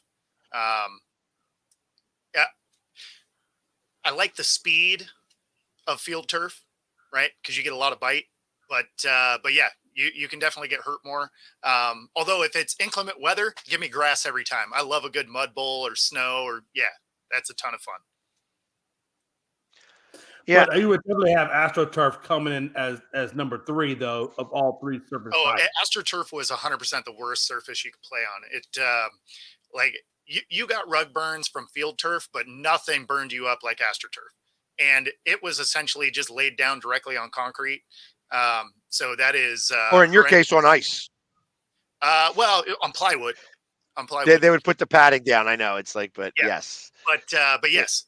So hands down, that was the worst possible surface to play on. But field turf isn't bad, but yeah, you do have some very real injury concerns. But grass was always a ton of fun. Yeah, here, listen to this. Here's something else that just came out, sir. The league and the union agreed to lift a ban on gambling for players from the Chiefs and 49ers after the Super Bowl. They will be permitted to gamble in casinos once the game is over. Well, sure, it's the off season. Let me ask you a question. No, Pat, and I didn't know that. So, if you were in the NFL prior to this, if NFL, MLB, NBA, whatever, were you ever allowed to just go to Vegas and just bet on things at all? Or, like, let's say if I was an NFL player, could I bet on NBA games? I mean, is that what they're kind of saying? Like, you weren't allowed to bet, period? You could bet on other sports. You cannot. Okay. Yeah, well, you cannot bet on the NFL in any capacity. You could bet on other sports, and you couldn't bet on any league facility. So you couldn't even be on your DraftKings app in the parking lot of a facility. If you were, you could get suspended if they could show that you made that bet on the property. So the fact that after the game and is you over, could be betting, and at that point you could also be betting. You could bet on like whether a movie is going to how much is it going to 100%. gross over or under? Just gambling in general. Like you can't even bet on that. No, like any kind of gambling, if you're on league property, not allowed to do it. So the fact that after the season's over, you can bet on whatever, it's like, well, yeah, because the season's over. So you're obviously still not betting on the NFL. It's done. Yeah. And if I was the one doing this, I would say, you know what? If you're a player of whatever sport you're in, you're not allowed to bet in that sport. But if you want to bet in any other sport, I don't care, because you don't have effect on that sport. But if you have an effect on the particular sport you're in, that should be the only sport you're not allowed to bet on. Yeah. I'm okay with betting on everything else, just not the particular sport you're in. Yeah. Okay.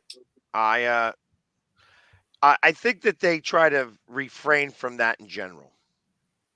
It's just there's athletes talk to other athletes, and that's where this would all come into play. You know what I mean? That's where they're like, oh yeah, maybe not the right way of doing that.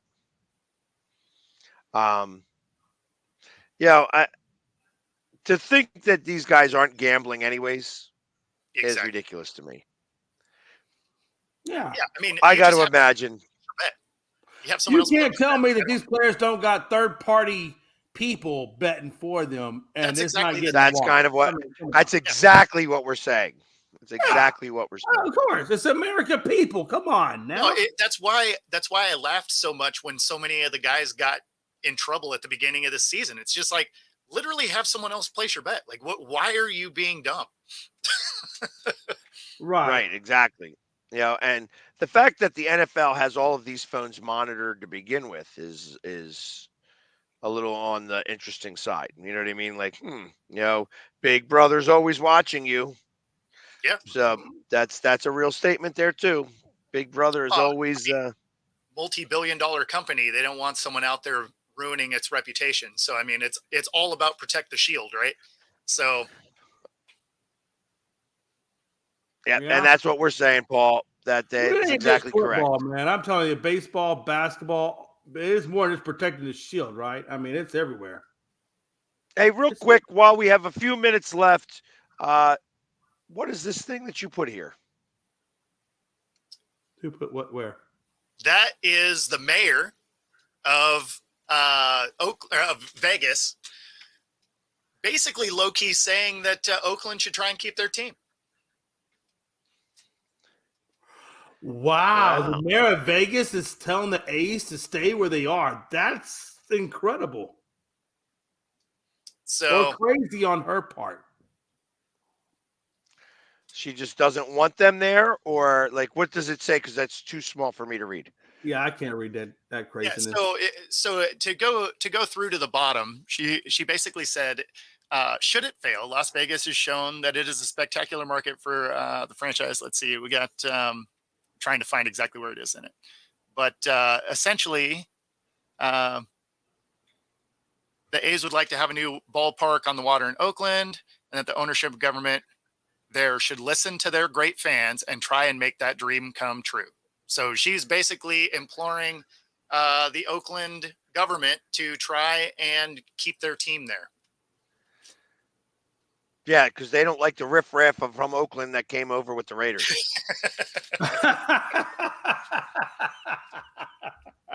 That's what it sounds like to me. They already have an Oakland team. Are you saying that the Raiders ruined it for the A's? I mean,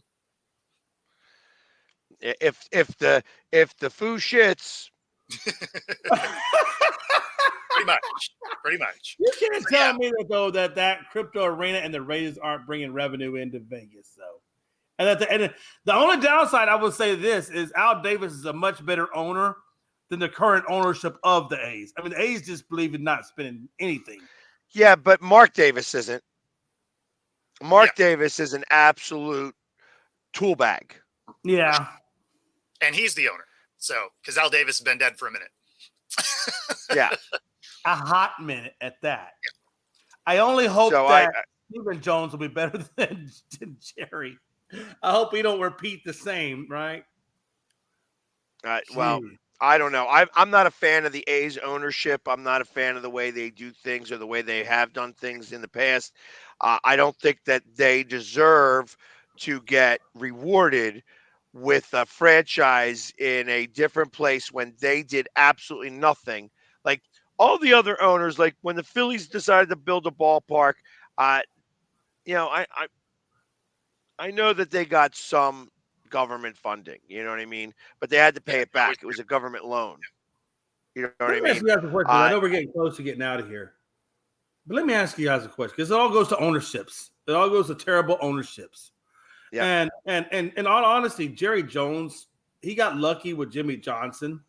Okay. And they were able to get the Super Bowls that they got under Jimmy. But across the board, I got Dallas just having terrible ownership, just terrible ownership. Do you think that, at some point, do you think that Dallas is ever going to right the ship with that ownership? Or do you expect Steven to fall in the same lines as Jerry? And really the more important question is, how do you guys, and this is what I understand, how can Jerry be such a good business owner, but let his pride overtake his ability to succeed at the next level? And I'm talking about post Jimmy Johnson, right? How does Jerry Jones let his ego supersede? That's just not good. I don't think Jerry Jones is good business in the NFL post Jimmy Johnson. I mean, the value of the product would suggest otherwise. Right? It would. So, but how much more would the product be if he just took the Robert Kraft model and hired a GM and hired a coach and then let those guys be much, much better for the brand? I mean, you could argue that Jerry Jones has actually been a decent GM. They've put talent on the field. Now, I think it's more at the play calling and coaching level. Well, that's where his meddling becomes a problem. But him as a GM actually hasn't been bad as far as acquiring talent. No. A talent, again, that's a scout level. Let's talk GM as a broad. It's more than just a scout level of players. It's got to be play calling and coach hirings. And I think that's where he falters. And I just don't understand how a guy can be so successful in business but not see that play calling is the thing that's look, everybody across the United States of America has a brain cell that watches football, knows that. So how does he not know that? I'm sorry, I'll be quiet. No. And that's the end of our show. I was trying to figure out where you were going. Like, are you just piling on that the Cowboys suck? I mean, we're gonna. I'm just a realistic Cowboys. No, I'm just one of those realistic Cowboys fans. But I know to pick up cues from Pags. I watch Pags every time, and I watch his facial expressions, and I know when to shut the hell up. No. I mean, I'm just trying to figure out. I have learned. I'm trying to figure out what your goal is. Just saying, I feel like I just don't understand how a man could be so great at business and be terrible at the ownership of the Cowboys in terms of getting his team to the next level. We all know that the play calling, the coaches and stuff is the issue. On the plus side, my show's what's next, so I'm not that worried about it. I'm trying to figure out exactly. And we got a 1-star rating, for the Dallas Cowboys, so that's where it goes. That's why there's an outline. It's not even full. It's not even a full 1-star. Exactly. So listen, stay with us. Obviously, we have Bo's show next coming up. So definitely stay tuned for that. If you're on Roku, everybody else, come join us tomorrow. Same bat time, same bat channel, as we break down a little bit more about the Super Bowl and everything else that's going on with it. As we get ready for Super Bowl Sunday. I also, I'm letting these guys know right now, I am not going to be here tomorrow because I am going to be doing a polar plunge. So I am going to be freezing my nuts off. So for charity. Well, really, technically, it's peanuts, but that being said, everybody have a great day, and we will see you tomorrow. Take care.